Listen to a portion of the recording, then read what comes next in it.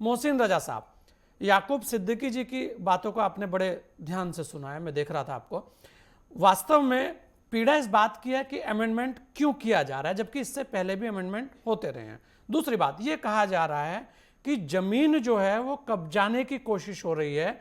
जो जमीनें पड़ी हैं वक्फ बोर्ड के पास, उस जमीन को दूसरे लोगों को कब्जा दे दिया जाएगा। और अडानी और अंबानी तो खैर ये तो एक ऐसा नाम हो गया कि कोई भी बात हो तो बिल फाड़ दिया जाए उनके नाम पर, ये एक वो रहती है। दूसरी बात, ये भी कहा जा रहा है, जो बात याकूब जी ने बोली, कि इसमें संशोधन की आवश्यकता ही नहीं थी, जबकि संशोधन ये कह रहा है कि पहले भी हुआ है, अगर इस बार कुछ हुआ है तो संशोधन के बिंदुओं पर बात होनी चाहिए कि भाई ये एक दो बिंदु हैं, इसको सही कर लिया जाए, ना कि पूरे वक्फ बोर्ड बिल के ऊपर ही हंगामा बरपा हुआ है।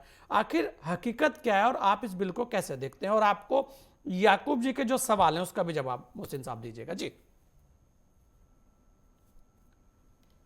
देखिए संजय जी, कोई भी अमेंडमेंट, कोई भी कानून जनहित के लिए लाया जाता है, राष्ट्रहित के लिए लाया जाता है। और ये जो दो पहले अमेंडमेंट आए थे, उस अमेंडमेंट में अगर 2013 का अमेंडमेंट कांग्रेस न लाई होती, इतना गलत तरीके से उन्होंने बोर्ड को अपार शक्तियां दे दी कि वक्फ का गलत इस्तेमाल किया गया। और जितने भी लोग पूरे देश में, ये चंद लोग हैं जो चीखते नजर आ रहे हैं आपको कि हम आग लगा देंगे, ये ऐसा हो जाएगा, आंदोलन कर देंगे और रुकने वाला नहीं है। ये सीए एनआरसी में भी यही सब कर रहे थे। यही लोग ठेकेदार हैं दबे कुचले पिछड़े मुसलमानों के, जो दूसरी पार्टियों के नेता हैं। बज़ाहिर तो ये आपको मौलाना दिखाई देते हैं, लेकिन ये अंदर से ये सब नेता हैं। कोई कांग्रेस का है, कोई असदुद्दीन ओवैसी की पार्टी का है, तो कोई समाजवादी पार्टी का है। ये दरअसल नेता लोग हैं। और इन लोगों ने वो जो 2013 का कानून आया और अमेंडमेंट आया, उसके तहत अपनी मर्जी से जिसको चाहा मुतवल्ली बनाया, जिसको चाहा हटाया, जिसको चाहा प्रॉपर्टी बेची, जिसको चाहा किराए पर दी। कोई अकाउंटेबिलिटी नहीं। और एक भी आदमी आज तक वक्फ की प्रॉपर्टी से उसका कल्याण, वेलफेयर, कोई मदद हुई नहीं उसकी। और ना कोई वोट दिखा सकता है कि मैं तो मंत्री रहा हूं उत्तर प्रदेश में वक्फ का जी। 1,30,000 से ज्यादा वक्फ की संपत्तियां ये रजिस्टर्ड दिखाते हैं, लेकिन इनके पास में अगर आप देखने जाएं तो मतलब पेपर्स के ऊपर नंबर्स तो दिखा रहे हैं ये, लेकिन उनके अभिलेख नहीं है इनके पास में। तो जब अभिलेख नहीं है आपके पास में, तो आप उसको 1,30,000 कहिए, चाहे 10,30,000 कह दीजिए, आपको अभिलेख तो प्रस्तुत करना पड़ेंगे ना। आपको मैंने गाड़ी से उतार लिया आपकी, आप कह रहे हैं मेरी गाड़ी है, तो मैंने कहा साहब ये गाड़ी आपकी कैसे है? तो आप एक पेपर दिखाते हैं ना उसका रजिस्ट्रेशन का कि ये मेरे नाम गाड़ी है, ये मैंने खरीदी है, ये इसकी इनवॉइस है। होती है नहीं होती है? अब आप कहेंगे कि साहब बहुत पुरानी गाड़ी है, हमारे पास इसके पेपर नहीं है।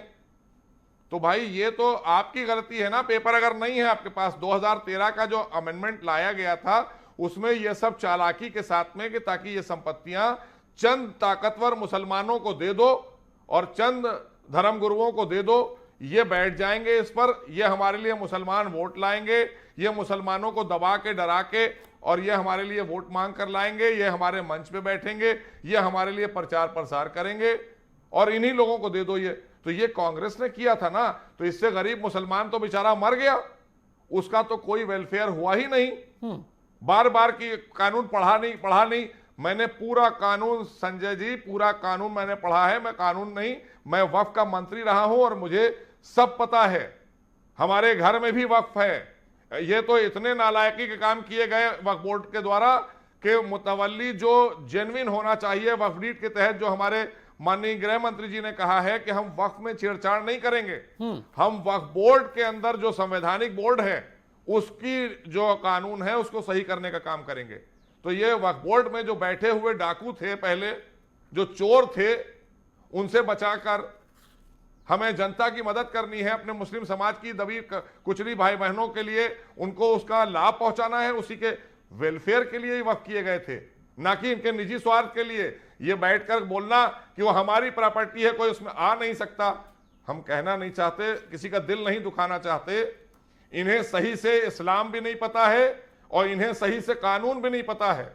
अभी वो हमारे बैठे हुए जो भी भाई बैठे हैं आपके साथ में जी, ये फरमा रहे थे कि कुरान में लिखा है।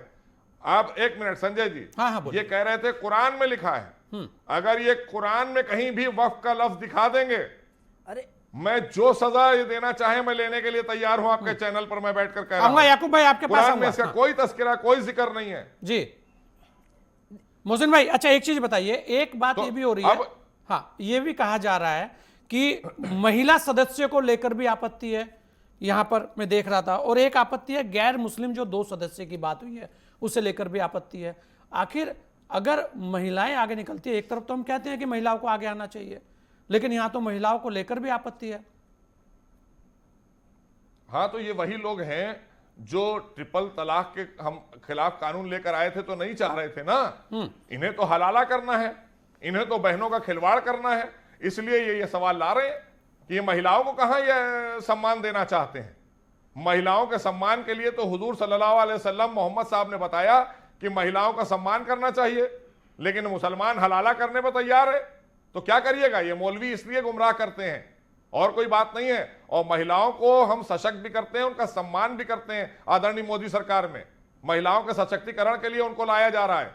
और वक्फ डीड में अगर लिखा हुआ है, कोई भी वक्फ डीड में लिखा है कि साहब औलाद में कि लड़का बड़ा जो होगा वही इसका जो है मुतवल्ली होगा। अब मान लीजिए किसी के घर 4 बेटियां हो गई, तो उसके बाद उसका औकाफ कौन देखेगा? वो चारों बच्चियां उसकी जो है वो बाहर हो जाएंगी, तो दूसरा फरीक आ जाएगा, उसका बड़ा बेटा होगा, वो कब्जा कर लेगा। हालांकि ये तो तब होगा जब ये कानून से चलेंगे तब, लेकिन अब उसके अधिकार सुरक्षित करने का काम किया है कि नहीं, अगर बेटी भी है बड़ी तो वो उत्तराधिकारी होगी। तो ये बुरी बात है क्या? क्या उन्होंने अपने समाज से कह दी? वो उसी घर की, उसी मुस्लिम समाज की तो बेटी होगी ना, तो उस पर परेशान होने की जरूरत क्या है? और दूसरी बात रही कि वक्फ बोर्ड ने मनमाने तरीके से, नाजायज तरीके से कैसे लोगों को मुतवल्ली बनाया, जो चोर, उचक्के, गुंडे, माफिया, मवाली, ऐसे लोगों को मुतवल्ली बना बनाकर अब तो इन मौलवियों ने, इन मुल्लाओं ने अल्लाह मियाँ को भी नहीं छोड़ा। मस्जिदों की बात अभी ये कर रहे थे, मस्जिदों के नीचे व्यावसायिक मार्केट कैसे बना लेंगे आप? किसने आपको इजाजत दी है कि आप व्यावसायिक मार्केट बना लीजिए? अरे साहब, उससे खर्चा चलता है मुअज्जिन का।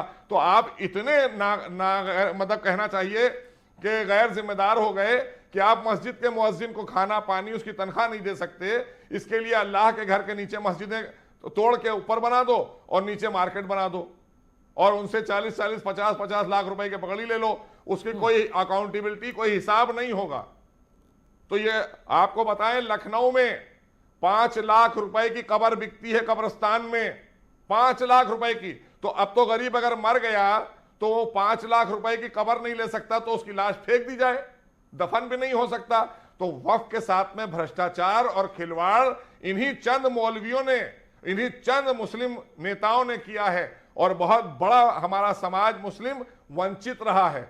अब उसको उसके अधिकार देने के लिए ये लाया जा रहा है। हमें इनकी कोई बात नहीं सुननी है, ये सब लोग बिकाऊ हैं, हमें किसी की बात नहीं सुनना चाहते।